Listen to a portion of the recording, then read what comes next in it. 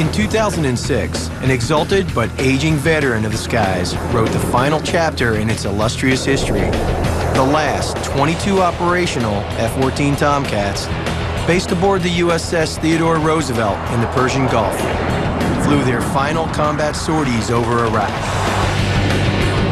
This would be their last flights into harm's way before their scheduled retirement from active duty.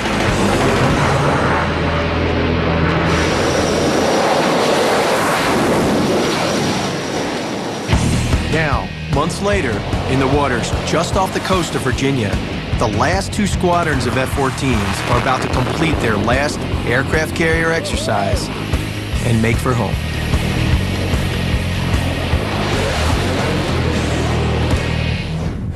This is the flight deck of the USS Theodore Roosevelt.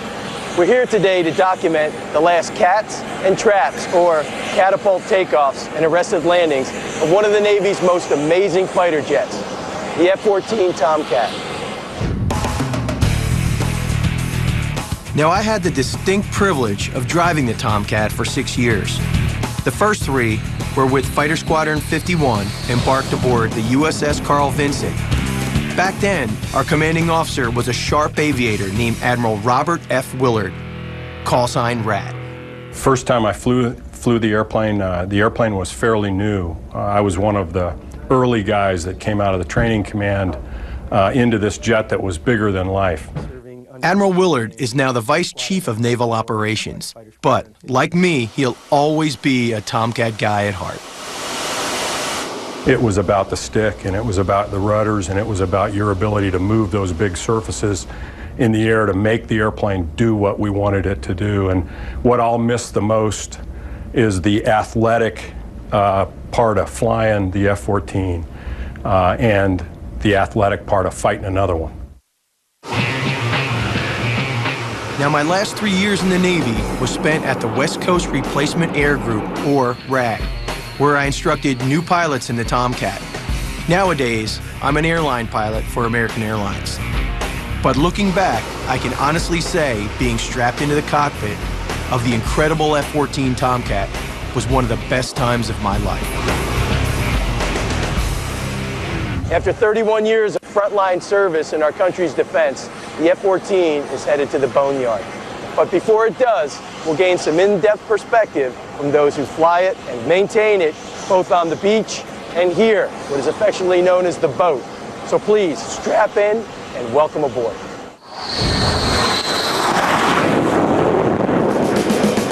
Now, some of my naval comrades have described an aircraft carrier flight deck as being the most dangerous 4.5 acres of U.S. real estate anywhere in the world. I'd have to agree, and the USS Theodore Roosevelt is no exception. It led the Coalition Strike Group in Operation Enduring Freedom in 2001, and in 2003 for Operation Iraqi Freedom. With an arsenal of approximately 70 tactical aircraft, the Roosevelt chalked up some astounding stats.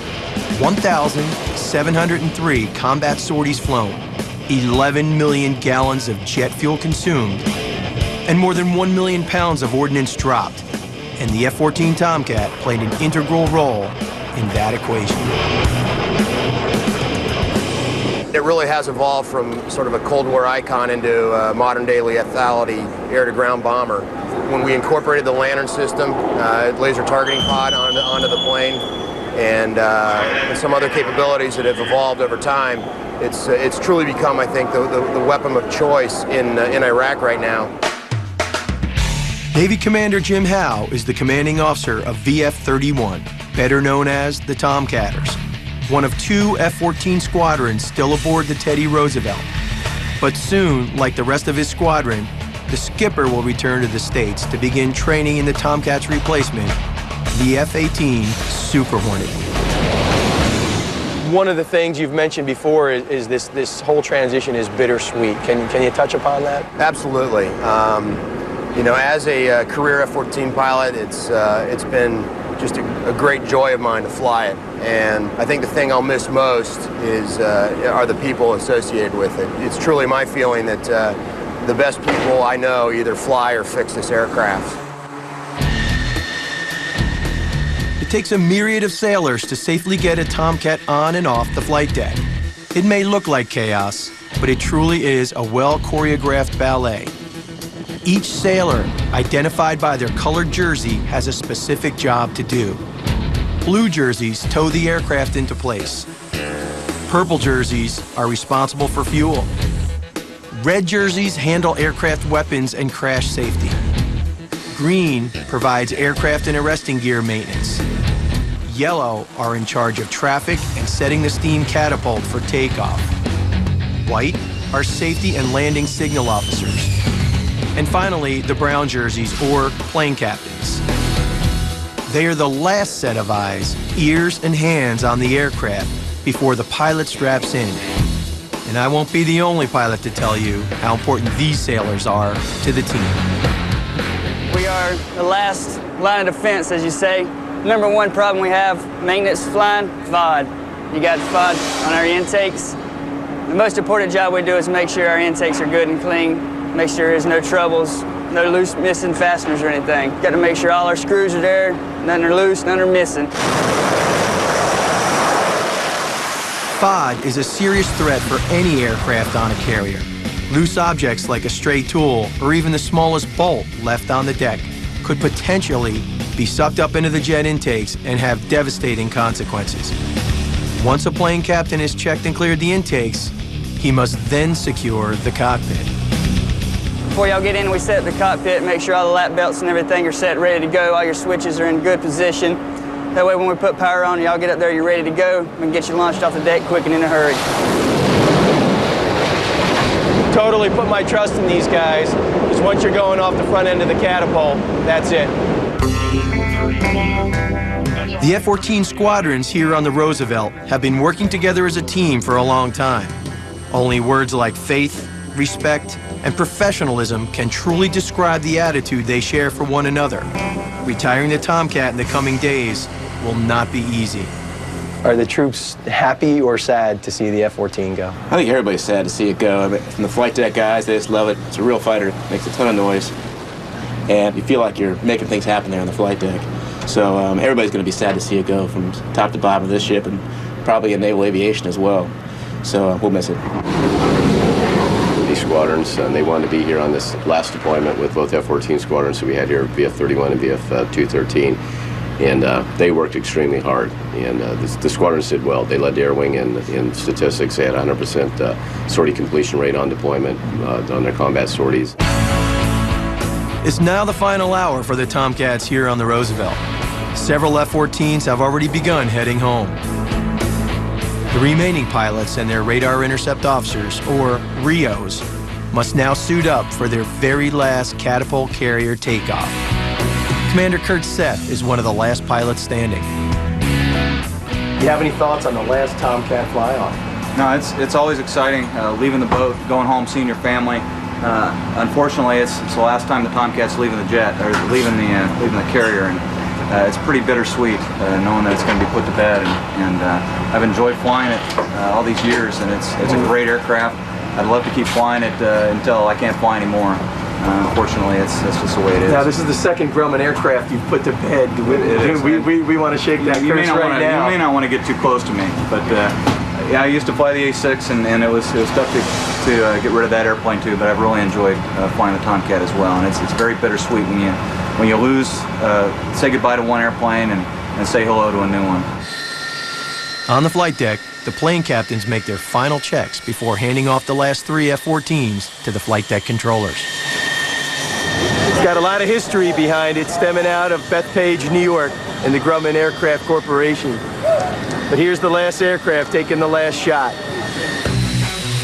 With a series of hand signals from the flight crews, 2 of the 3 Tomcats roar down the flight deck and reach a speed of nearly 150 miles an hour in just 2 seconds. Now, the final F-14 taxis into position. Flight controls are checked to ensure they are operating correctly. Everything looks good, so the tower gives the all clear.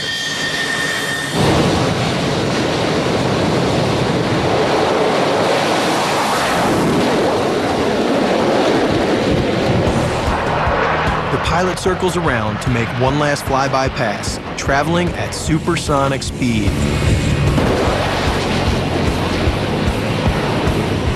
His way of saying farewell to his shipmates before making the short trip back to Naval Air Station Oceana in Virginia. We now return to the special edition of Modern Marvels, the final farewell to the F-14 Tomcat.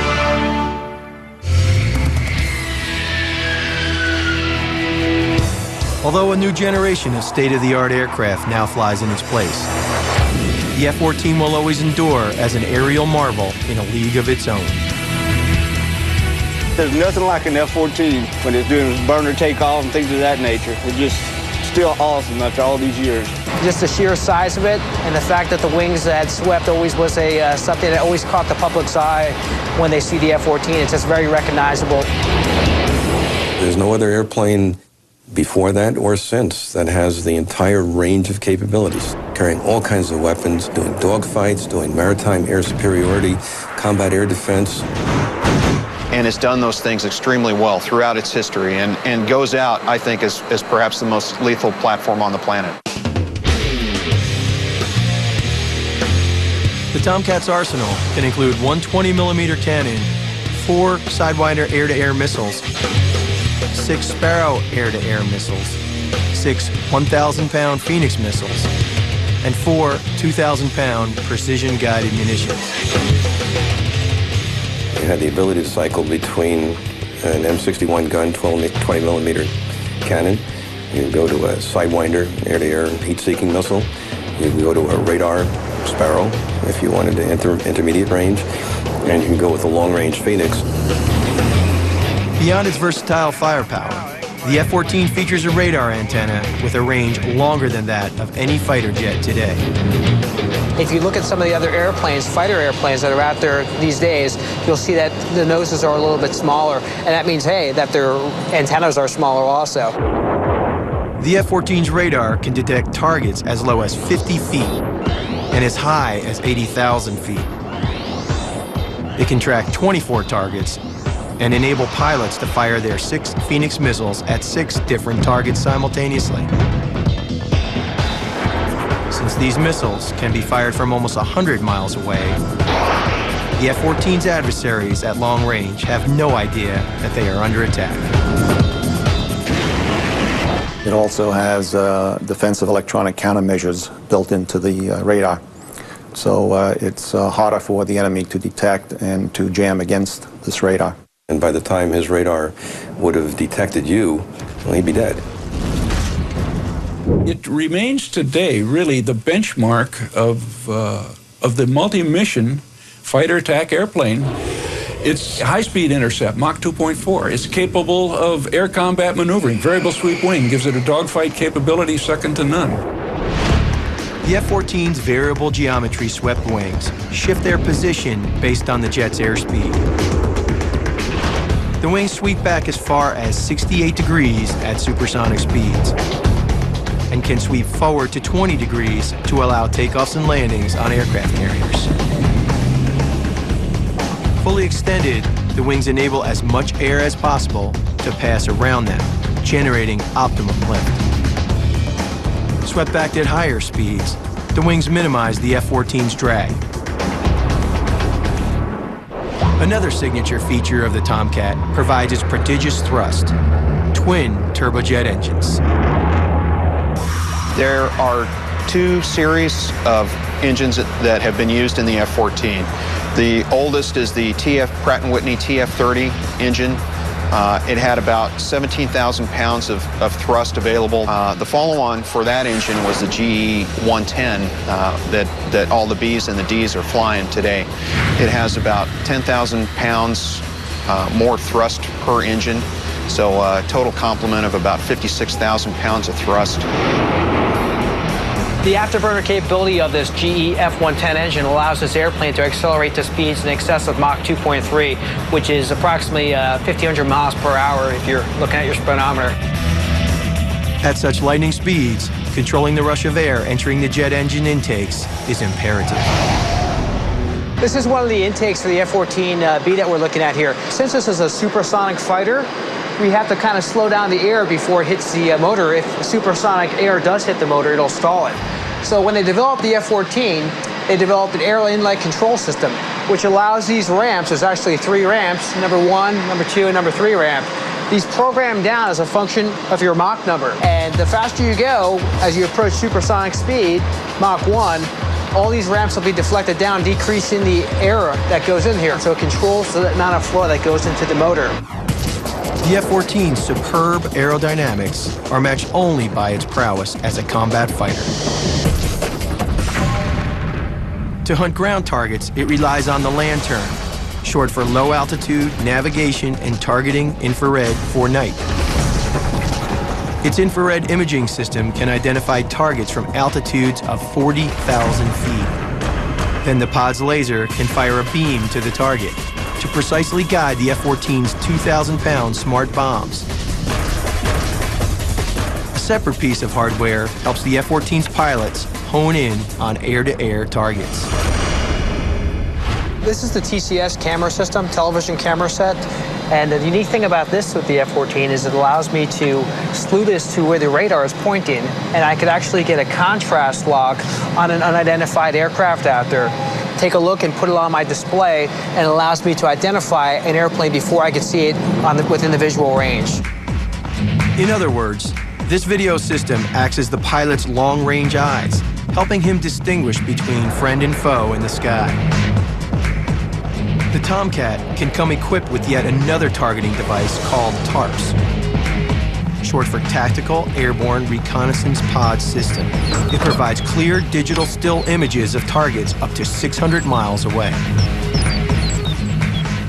Go in and fly for more than 1,000 miles, go in deep into enemy territory, get pictures, photographs. Such impressive features embodied in such a nimble and deadly aircraft have combined to grant the Tomcat a mystique all its own. The origins of the F-14 date back to the early 1960s, when America's Cold War with the Soviet Union was heating up. The Russians were developing a large family of surface-to-surface cruise missiles that flew extremely low.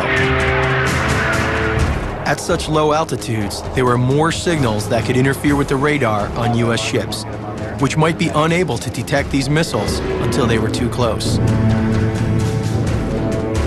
The Soviets also possessed deadly air-to-surface bombs. U.S. fighter planes did not have the ability to intercept them. The Russian attack aircraft that could come in from, hundreds of miles away and do a pretty devastating job in a carrier group if they got too close. The Pentagon realized it needed an aircraft that could take on the Soviets. We needed air superiority, which required an air combat maneuverable fighter aircraft, capable of being nimble and agile and dogfighting. The plane also needed to carry a powerful radar system to help it quickly intercept an enemy's missile. And that was the ability to protect the carrier fleet and to be able to go out hundreds of miles and detect anybody that's incoming from a long range. In November 1962, the Pentagon awarded the Grumman Corporation a contract to build an interceptor version of a fighter already in development, the General Dynamics F-111. Grumman's F-111 for the Navy began flying on May 18, 1965, but it had several problems. It was a whopping 85,000-pound fighter, too difficult to land on the aircraft carrier, and its swing wings had to be operated manually by the pilot.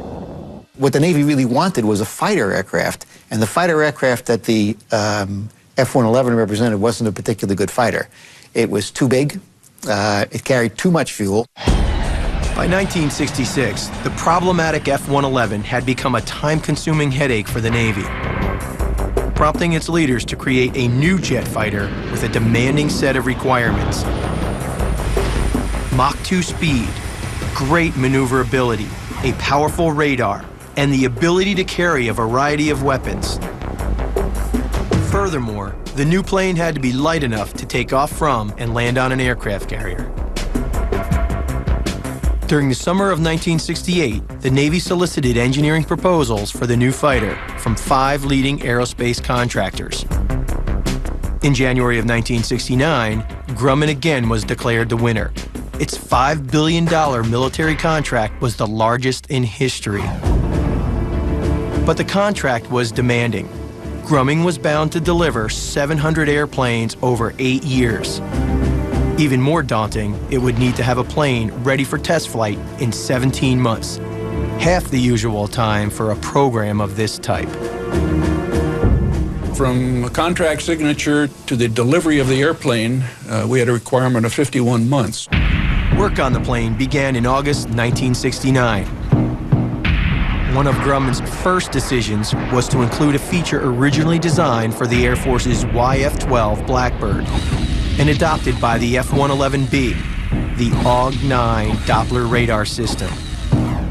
This was a significant improvement over pulse radar from World War II, which was still used on aircraft carriers in the 1960s. Pulse radar measures distances from targets. It works effectively in the open sea, but closer to land, stationary features, like mountains, clutter the radar operator's display. Doppler radar only measures moving targets without regard to background. It could easily detect Soviet cruise missiles. While the F-111 had only 2 forms of pulse radar and 2 forms of Doppler, the new plane would have 6 radar modes, 4 in Doppler and 2 in pulse. This doubled the number of targets the jet could track, from 12 to 24. And it could counter the cruise missiles from greater distances. With a proper air-to-air weapon, the jet could theoretically down the Soviet missiles.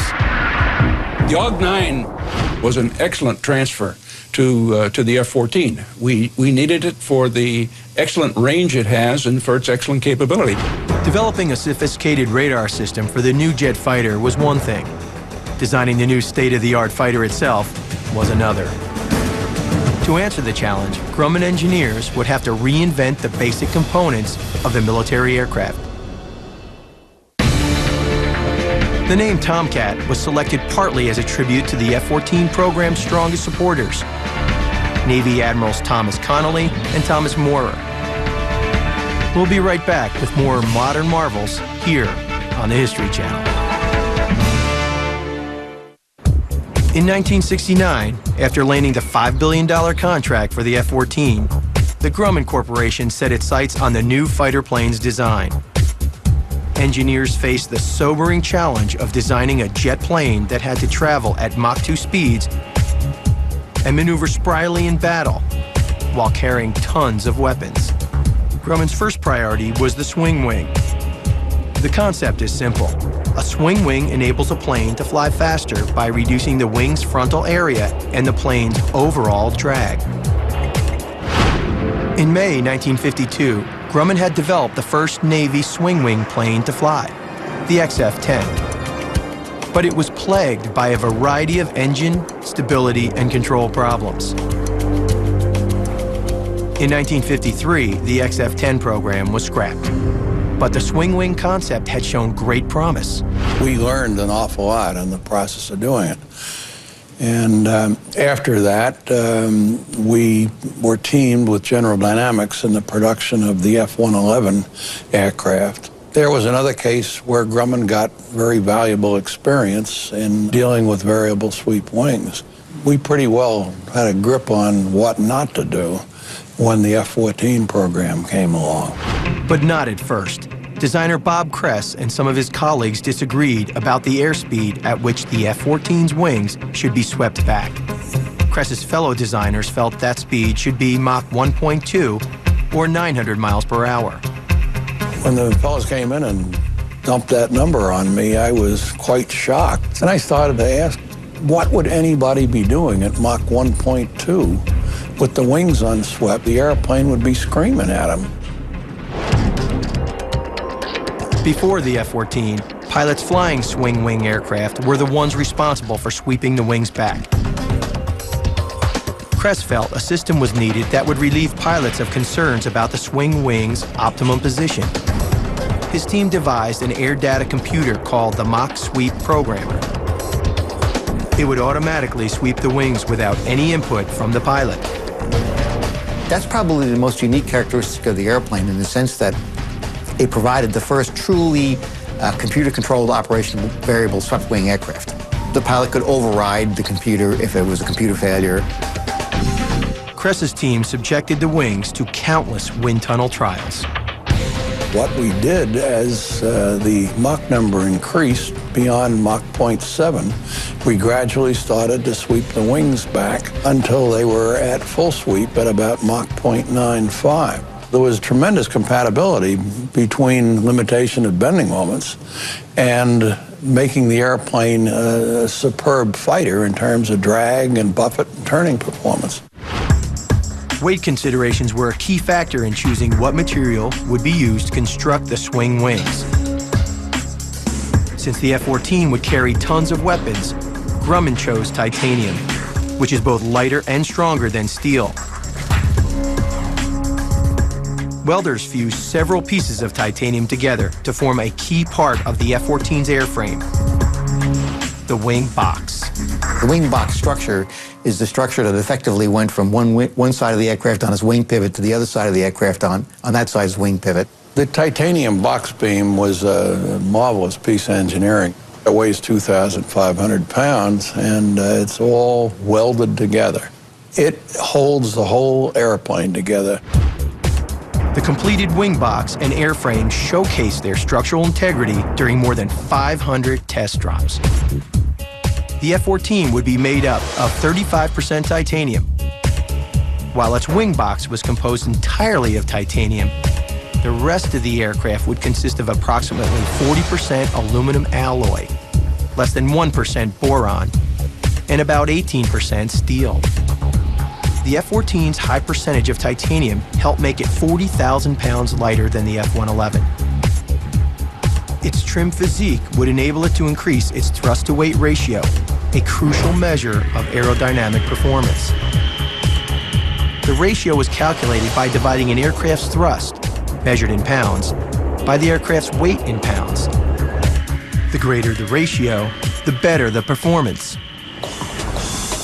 In order to achieve the ideal thrust-to-weight ratio, Grumman engineers began an exhaustive series of tests, with most of the emphasis on the swing wing.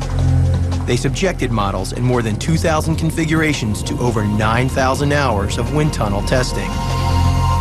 By January of 1968, they'd found their ideal model. Number 303E, a swing wing craft powered by twin jet engines, each producing 20,000 pounds of thrust. The twin engines were significantly separated from one another. And early on, we didn't really realize how valuable that separation would become as a place where we could nest missiles one behind the other. Missiles as big as the Phoenix missile and as big as 2,000-pound bombs. The F-111 had an internal bomb bay and permanent fittings for carrying the 6 Phoenix missiles. The Tomcat carried its weapons externally. It's what we call the pallet concept. And if you look at the bottom of the F-14 airplane, you'll see the 2 Phoenix missiles for 2 2,000-pound bombs. They're located on rails, and the rails are contoured such that the fins of the missiles and part of the missile is covered by the rails, which cuts the aerodynamic drag of the weapons. Weapons crews could change the pallets quickly, depending on the mission. Another innovation by Grumman engineers was the F-14's twin vertical tail design. This configuration had never been used before in any jet fighter. 2 shorter tails, as opposed to a single taller tail, would make it easier for pilots to maneuver the plane on carrier hangar decks with height limits. But most importantly, the 2 tails would create greater directional stability. When you have 2 tails, you have twice as much surface that can be applied to the aerodynamic forces. You can get twice as much correction factors if you want something that straightens the airplane out. If you lose an engine, it tends to slide laterally and rotate, and you want it to stop rotating. Another revolutionary design concept came from Bob Kress, the crew of 2. The pilot and the RIO, or radar intercept officer, would be seated in tandem. This configuration would reduce the plane's drag because it would make for a thinner cockpit. The target date for the test flight of the first 12 prototypes was January 1971.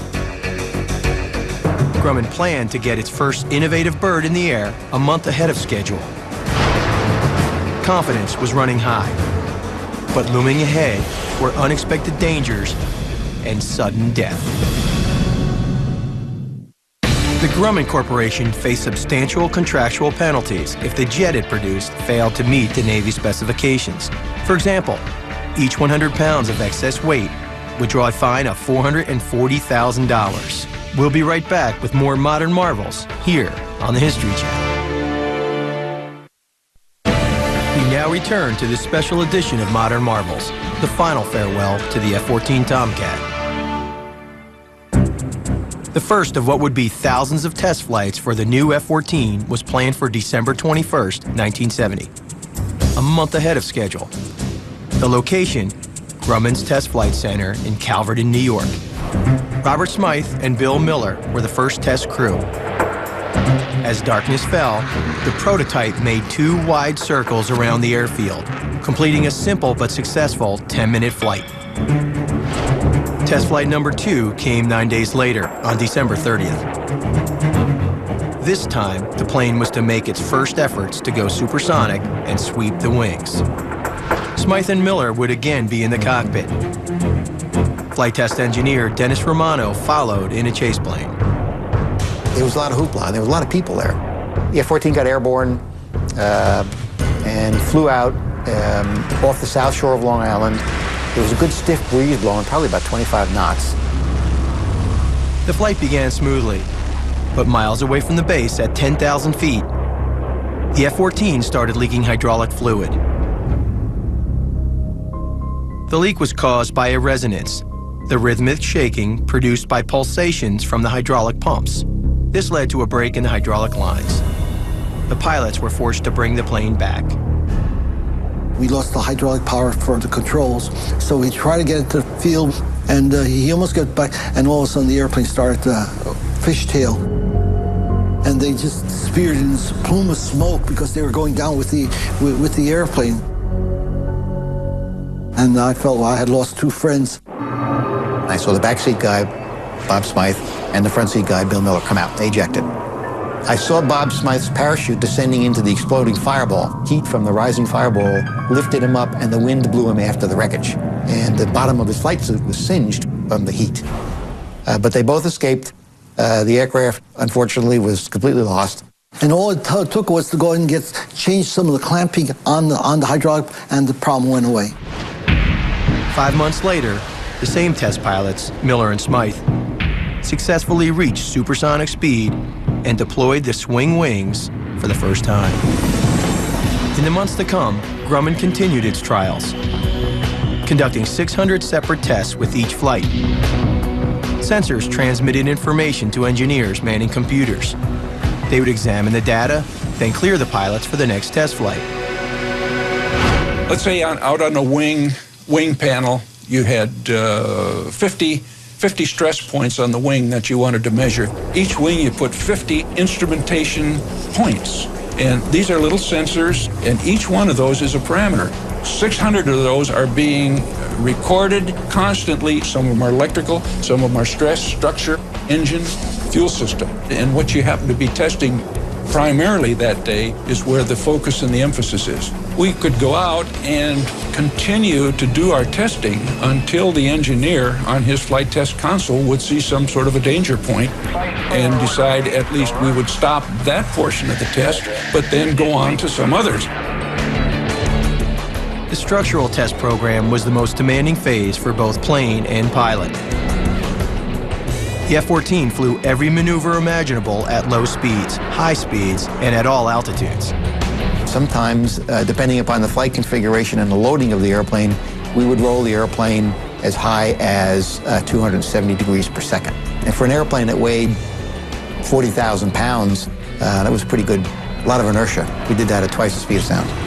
Then we also did it at 900 miles an hour at 5,000 feet. Up to 135 structural test points were assessed in a 4-hour flight. And I will tell you that even for a young man at the end of a 4.5-hour structural flight, you were pretty worn out. The rigorous test flights finally exacted a terrible price.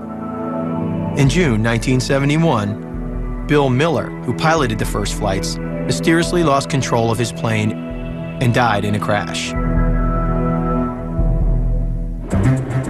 But the testing continued. The most vexing problem proved to be the F-14's engine. The same basic model that Grumman had been contractually bound to use for the F-111. Grumman had installed Pratt & Whitney's TF-30 engine on most of its tests and all of its production F-14s. The engine had difficulty coping with both extreme aerodynamic maneuvering and high-load stresses. Every time you fly, you're stretching the envelope. You know, you're not just flying straight and level like a regular jet passenger airplane. You're flying very fast. You're stressing it aerodynamically, inertially, every which way. Sometimes fan blades broke off and flew through the rest of the engine, destroying it entirely. Engineers solved the problem by developing engine improvements, including stronger titanium alloy fan blades. They also added steel containment bands to the fan cases to prevent damage to the aircraft during possible engine failure. Additional improvements, like this one, enabled the F-14 to live up to its potential. Over the next 18 months, only 2 more planes were lost.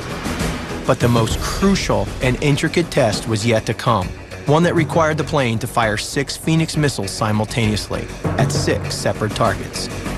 You have to have 6 separate drones flying in 6 different places, and you have to have an F-14 with 6 Phoenix missiles, and you have to have all the range and all the coordination capability. A big deal. Nobody has ever attempted to fire at 6 widely separated targets simultaneously. The pioneering test would take place at the Naval Missile Test Center at Point Mugu, California, in November 1972. The F-14 would fire missiles at targets flying at altitudes ranging from sea level to 100,000 feet. Fox 1, 1's away, 2's in the air, 6 in the air. Only one of the 6 missiles failed to hit its target. Hit 5 directly, smashed right into them. It's incredible. And the one that missed, I don't recall exactly if it was within lethal range, but it wasn't far off. The Navy was sold. 3 months after the 6-on-6 test, it took delivery of its first F-14s. The Tomcat program hit stride. Over the next 3 decades, thanks to ongoing improvements, the F-14 would repeatedly prove its worth in combat. But in 1979, America's attempt to help an ally would spell near disaster for the Tomcat and the United States.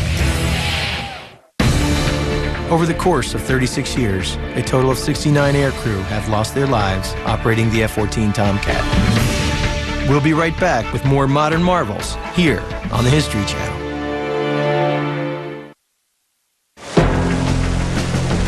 Shortly after its delivery to the Navy in 1973, the F-14 became one of the most respected fighters in the sky. But the same year, Soviet aggression prompted an unusual decision involving the Tomcat that would put America in a very vulnerable position. Iran, then America's ally, was concerned about the Soviet MiGs that were entering its airspace at 50,000 feet. MiGs were able to fly at speeds exceeding Mach 2. The Shah of Iran asked President Richard Nixon for help intercepting the supersonic intruders. Nixon told the Shah he could order either the F-14 Tomcat from the U.S. Navy or the F-15 Eagle from the Air Force.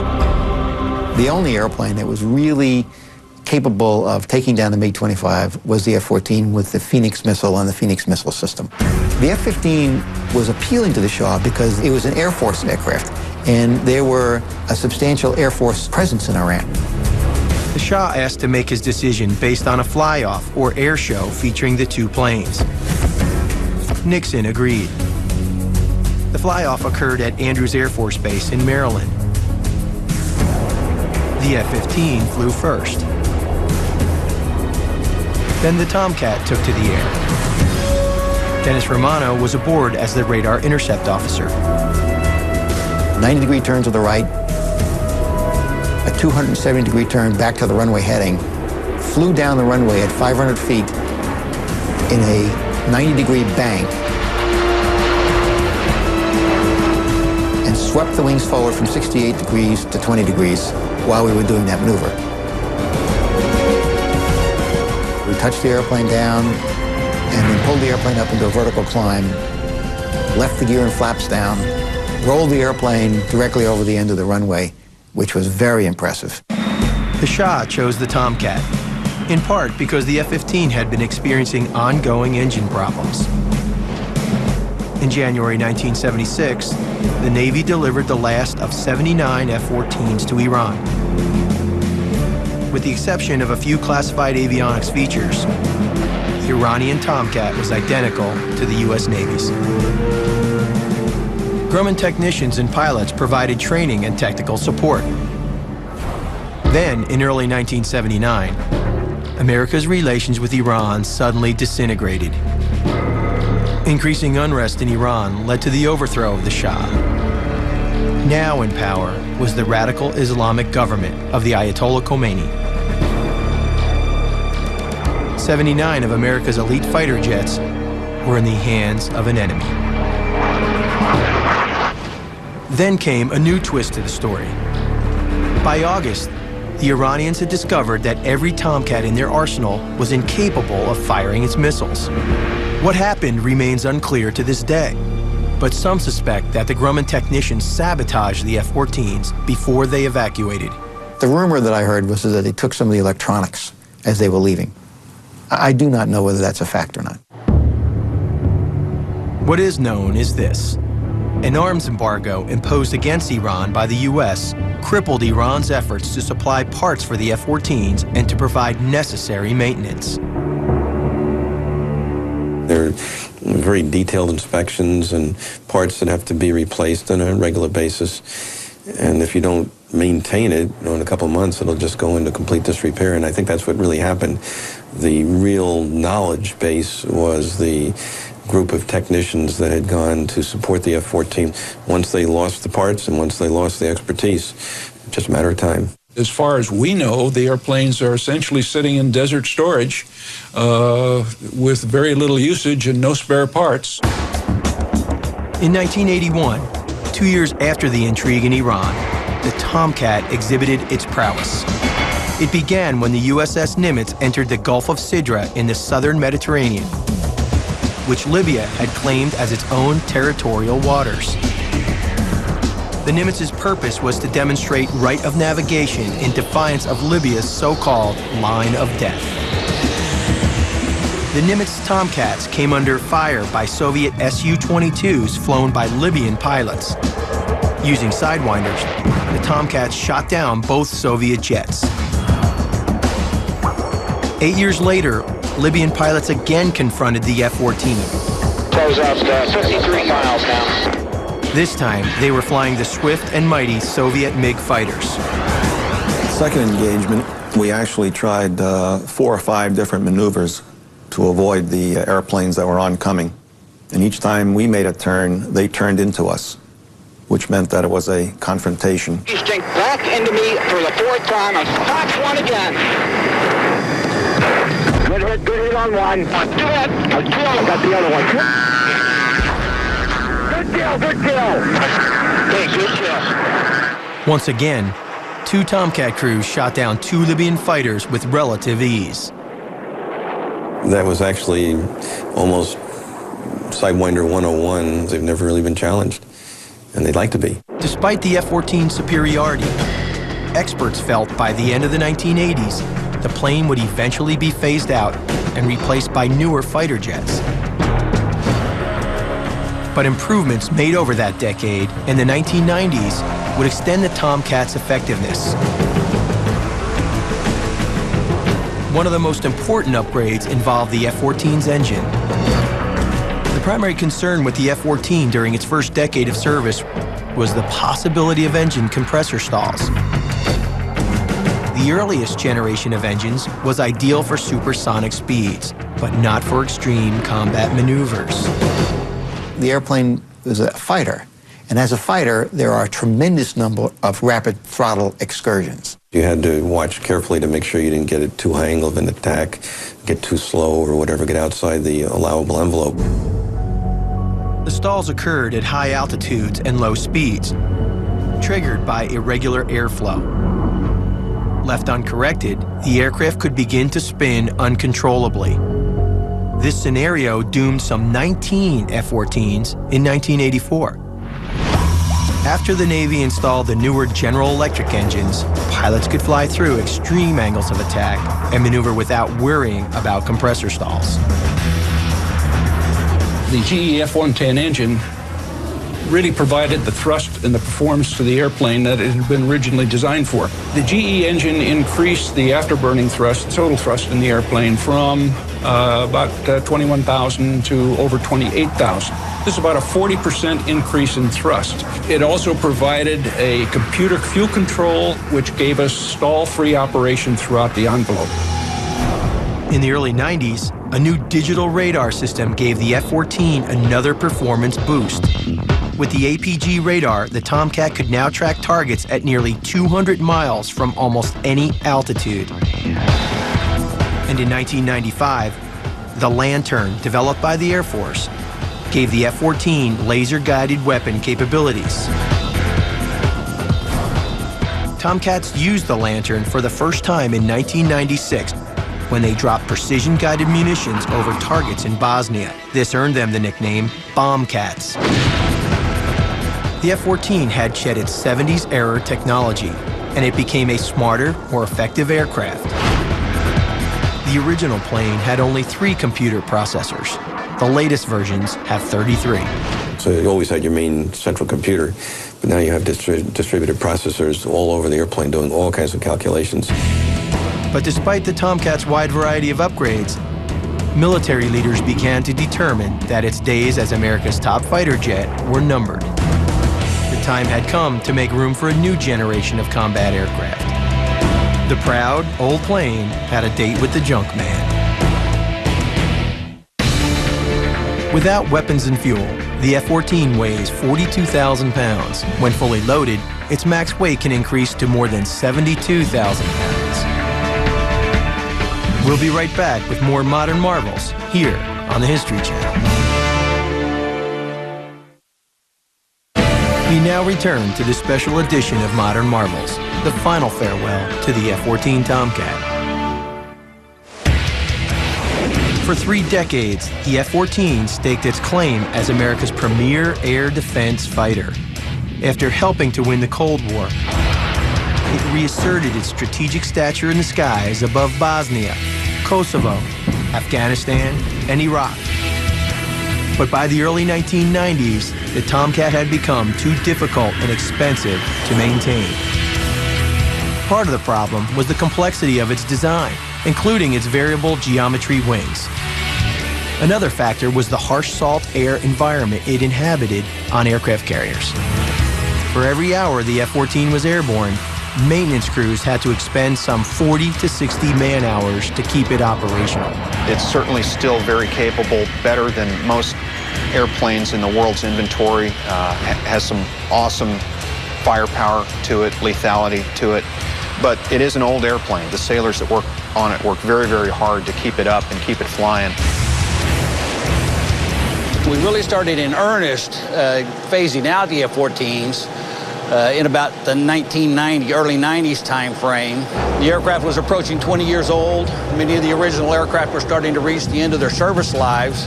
So we started transitioning squadrons from 2 squadrons in each battle group down to 1 squadron in each battle group. At the same time, the F-18 Hornet was coming online, so it was starting to take some of the missions that the F-14 could fly. The Navy finally decided to withdraw all remaining Tomcats by 2006. Each retired jet first comes to Oceana Naval Air Station in Virginia. Here, experts determine its ultimate fate. Some of those aircraft are destined to go to museums throughout the United States or military bases throughout the United States, be placed on public display. Some of the aircraft will go to what we call AMARG, which is at Davis-Monthan Air Force Base in Tucson, Arizona. That is a storage facility that military aircraft go out there in case we ever decided to bring a Tomcat back into service for some reason. We'll keep a certain number of Tomcats out there. The remaining F-14s stay here at Oceana, where teams of mechanics strip their parts in preparation for a date with the shredder. It's all part of the Navy's Stricken Aircraft Reclamation and Disposal Program, or SARDIP. William Bell of Titan Systems spearheads the project. After 30 years of maintaining the F-14, being involved in the management and control of the aircraft, trying to extend the life as long as we possibly could, and seeing it in service for 30-plus years, it's a very bittersweet scenario for me to be the guy that also is in charge of making them go away. On this day, former F-14 maintenance crewmen Larry Brown, Matt Cullen, and Tyrone Pickett are stripping a Tomcat that once soared proudly over Iraq in Operation Iraqi Freedom. It's now known simply as number 161428. Each aircraft is assigned a bureau number, and for us to make it easy for us, we just assign write the bureau number on the part and pretty much track it that way. It will take them about 2 to 3 weeks to carefully remove and catalog close to 500 separate parts. I've spent all those years maintaining them, and now I'm actually tearing them apart, and it's sort of hard, to tell you the truth. I guess the first one was the worst, but, you know, just like anything else, you get used to it. We usually take out the ejection seats first because of the explosives in them. Then the avionics, get all the confidential gear and things of that nature, all the boxes out. In this compartment here, we'd have many of the radar-type boxes, weapons-type boxes that would come out. All of these type items, and these are the type components that we would remove from the aircraft, and those would go back into the Naval Supply System to be reused on either other F-14s, and some of these components may even fit other aircraft, that they would reuse those on those. Each part stripped from the plane must be meticulously accounted for. This will help ensure that none of the parts falls into the wrong hands, like those of the Iranians, who still possess their fleet of inoperative F-14s from the 70s. With the Iranian situation and the Tomcats, and the fact that we know that they would love to have a lot of our parts as we get rid of the F-14s to try to get theirs back in service, control and accountability of our components during the SARDIP process is critical. Reduced to wingless carcasses, the Tomcats slated for destruction are unceremoniously towed to a site aptly known as the Boneyard. When it comes time to cut one up here, it's almost like losing a member of my family. It's been part of my life forever.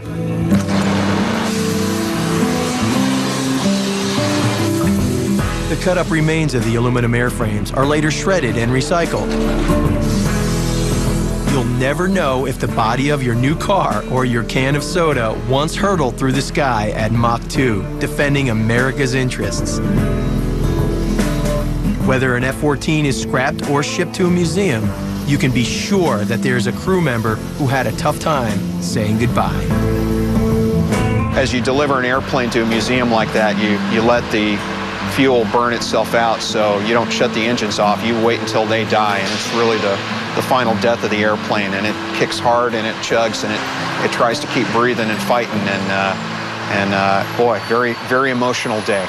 There's a lot of emotion out there. So in September 2006, the final chapter on the venerable F-14 Tomcat came to a close as naval officials, former contractors, builders, pilots, crews, families, and friends all had one last chance to bid the Tomcat farewell before it soared into history.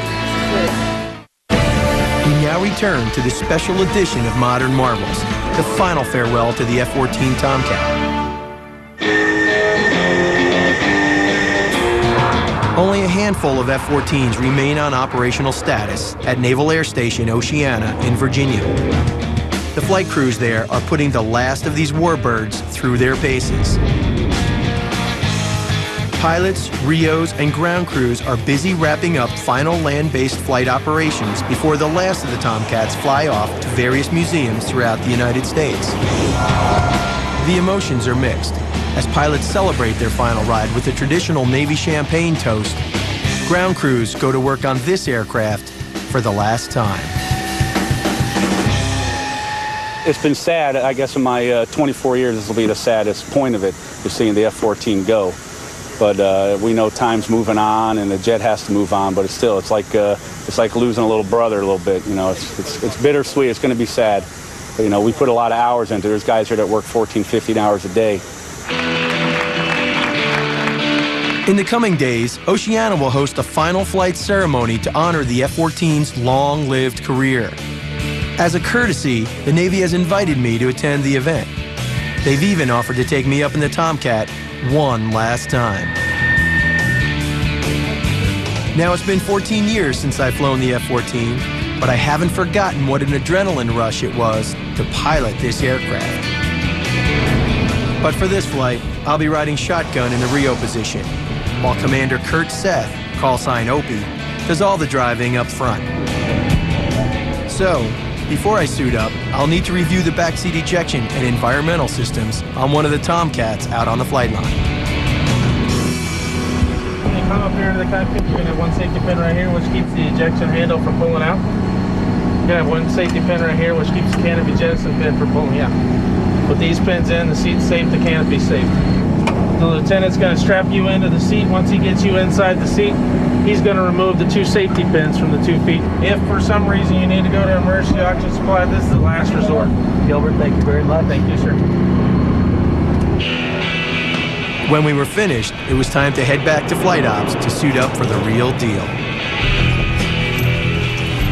Now this part is a little tricky. So riding a bike, getting back in your stuff. Squeezing into the snug-fitting G-suit and harness takes some practice. Once I had a good fit, the last piece of business was to clean the visor on my helmet and head out to the flight line with the XO. Together, we looked the Tomcat over, inspecting all the pre-flight items. As usual, the plane captain has done an excellent job. Lieutenant Paul Dort, call sign Bonesaw, jumps in the cockpit and sets up the seat for my demonstration ride. In the meantime, I have a moment to soak in what's about to happen. The F-14 Tomcat, my old bird. It's been 14 years. Last time, baby.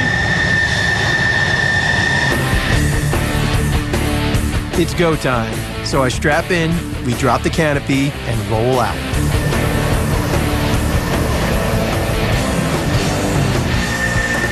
So 6-1, clear for takeoff on the right, switching airborne. Rudders, heights, motors, all good. No caution warnings. Flight instruments good. I'm all set. Good to me. Let's There we go.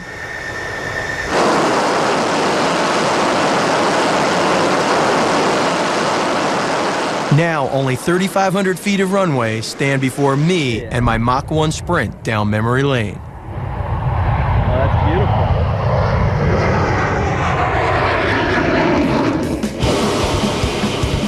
As soon as we got airborne, Commander Seth reintroduced me to the intensity of G-force by pulling a couple of barrel rolls and a few evasive maneuvers. Okay, coming left. And we'll go right. Nice G-force is very nice.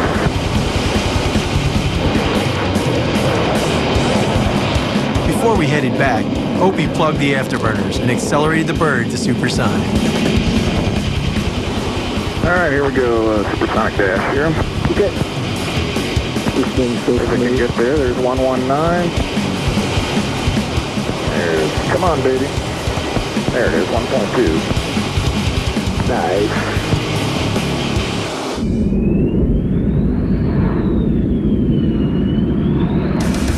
Upon our return to base, we came in for a touch and go. Throttling up to full power, we took to the wild blue and circled around again.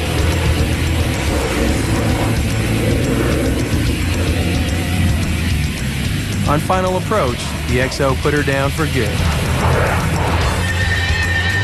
And we taxied in.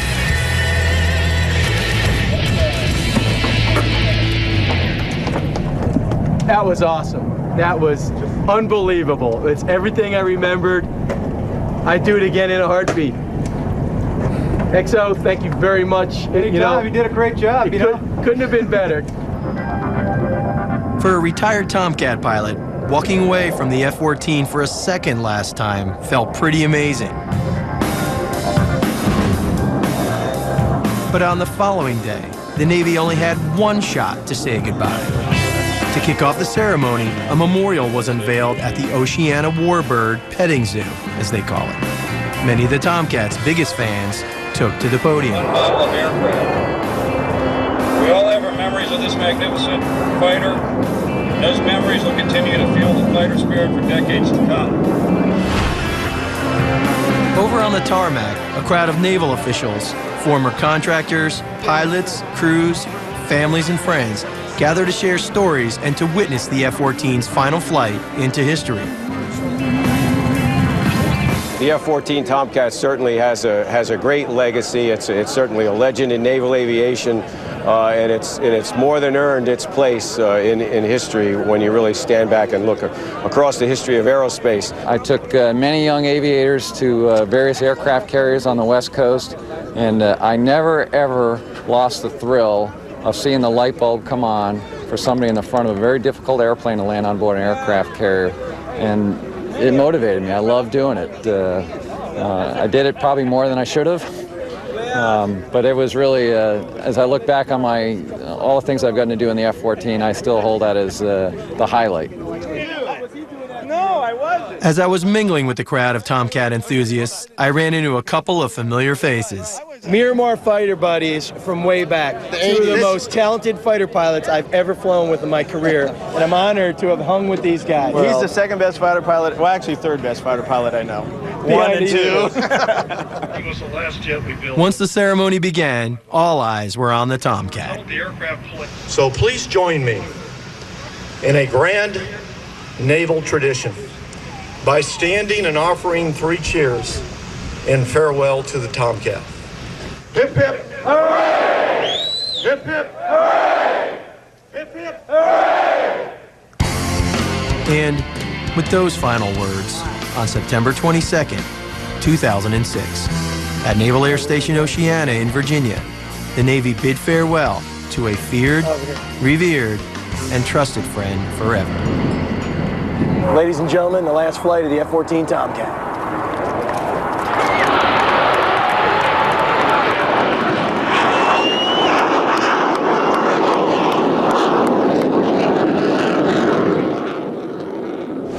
I'm standing here at the Aerospace Maintenance and Regeneration Center, better known as the Boneyard.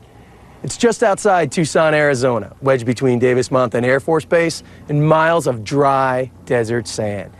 It's the perfect environment for veteran warbirds like the Tomcat to retire.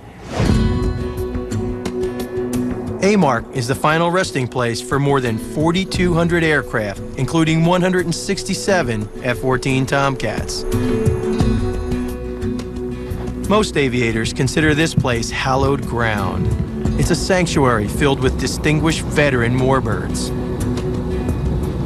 A lot of aircraft here at Airmark, at the Boneyard, are here in some sort of mothballed condition that can be recalled at the drop of a hat? Correct. A lot of the aircraft that are here are stored so that we could pull them back into flying service if we need to, and historically about 21% of aircraft that come in do fly again in one capacity or another.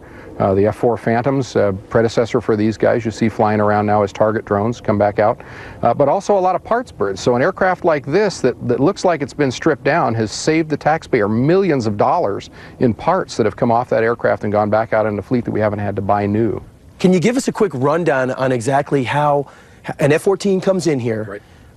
How is it mothballed? What does that process entail? Quick step, aircraft comes in, Navy Marine Corps aircraft get washed. We want to make sure we get all the salt water off them because they're working in a saltwater environment. Get that cleaned off the aircraft. Then the aircraft goes and gets defueled. We drain the fuel out of it. We'll refuel it with a lightweight oil. It's like a sewing machine oil. We'll burn that through it, run that through the engines. That preserves the fuel system. Then we'll wash it again. Then we take it over and put this spray lad on it. That's this white material that you see on it. And that starts out with black electrician's tape to seal cracks, crevices, access panels. Then it gets double coat of the black material. The black material seals the aircraft, and then the white material goes on it because it's living now in Tucson, Arizona, 110 degrees in the summer, and so the white material functions like roof coating. It basically keeps it cool inside at about 10 to 15 degrees above ambient air temperature. 712 F-14s were built for the U.S. Navy. Today, only a fraction of those still exist. Most of the older ones have already been stripped for parts. A few, however, look as if they haven't aged a day. We've been lucky enough to find my old squadron, VF-51, the Screaming Eagles. I think it's the only one left out here. The squadron was disestablished in 1995 or so, that's when this jet arrived out here, and up until that point was one of the oldest fighter squadrons in the country. We were based at NAS Miramar in San Diego. It was a great time to be a Screaming Eagle. Aircraft slated for reclamation here at AMARC will be treated and stored for at least 4 years. The latest arrivals can be found on the flight line, where the process begins under a canopy shelter. This is it, the last F-14 Tomcat models flown into Davis-Monthan here in the Boneyard. They're F-14D models, the newest Navy's models, probably only 14 years old. They belong to VF-31, the Tomcatters, based at NAS Oceana, and embarked aboard the Teddy Roosevelt, CVN-71. It's a long shot, but it's possible these retired fighters might get called back to active duty in the future. But until then, the Tomcats here at the Boneyard will have to quietly wait to fight another day.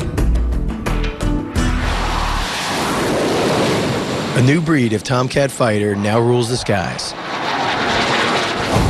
But the F-14 will endure as the pioneering wonder that changed the face of aerial warfare. A plane not measured simply by its superior abilities, but also by its indelible mystique. I'm Terry Dietz for the History Channel. Thanks for watching.